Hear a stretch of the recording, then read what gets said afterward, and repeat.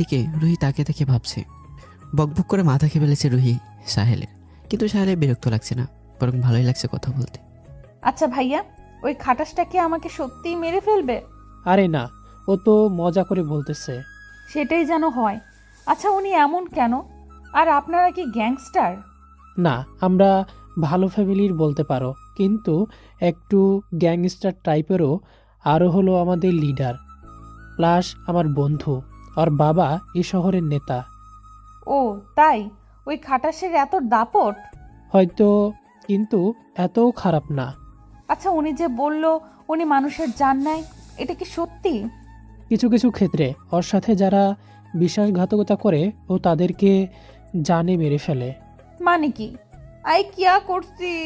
আরে কিল্লাই আনছে। ওয়েট, এটা কি ধরনের ভাষা? I have out.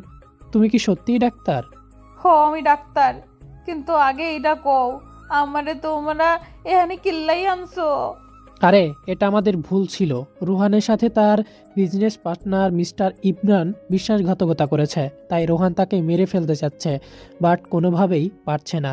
তাই তার বউকে টার্গেট করে এবং তাজে কিডন্যাপ করার প্ল্যান করে। আর তার বদলে তুমি।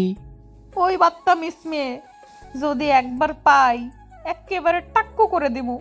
তার জন্য আমার আজকে হসপিটালেও যাওয়া হয়নি। হয়েছে, এখন কিছু খেয়ে নাও। খেয়ে নাও মানে? আমাকে বাসায় নিয়ে যান, আমি বাসায় যাব। সেটা তো হবে না। রুহান বলা ছাড়া আমি কিছু করতে পারবো না। উফ, ওই খাটাসটা আসলে একটা ইন্দুর, যত সব কালা ইন্দুর।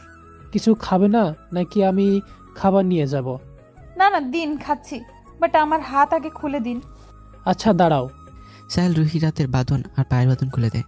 তারপর তারা দুজন মিলে খাবার খায়। খাবার খাওয়া শেষ হতেই রুহি সাহেলের সাথে আবার গল্প করতে শুরু করে দেয়। গল্প করতে করতে দুপুর থেকে বিকেল হয়ে যায়। রুহি আর সাহেল গল্প করছিল, হঠাৎ কেউ একজন বলে ওঠে, সাহেল তুই মেয়েটার হাত পার বাঁধন খুলেছিস কেন? আর কি করছিস তোরা দুজন? নাচতেছি।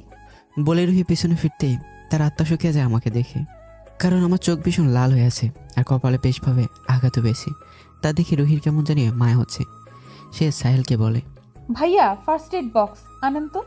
আচ্ছা দাঁড়াও। মানে কি? তুই কোথায় যাচ্ছিস? আরে মেয়ে, কি সমস্যা তোমার? ইন্দুরদের সাথে আমি কথা কম বলি। হোয়াট? আরে আপনি বলছিলেন না যে আপনি কে সেটা আপনি জানেন না, তাই আমি আপনার নাম রেখেছি ইন্দুর। সুন্দর নামটা। তুমি যেমন থার্ড ক্লাস, তোমার চিন্তাধারাও থার্ড ক্লাস। কি? জি। রুহি কিছু বলতে যাবে তার আগেই সাহেল চলে আসে ফার্স্ট এড বক্স নিয়ে। তাই রুহি কথা না বাড়িয়ে প্রথমে আমার হাত ধরে আমাকে চেয়ারে বসে, তারপর ফার্স্ট এড বক্স নিয়ে তা থেকে ওষুধ বের করে আমার কপালে লাগানো শুরু করে দেয়। তাতে তো আমি অবাকের শেষ প্রান্তে।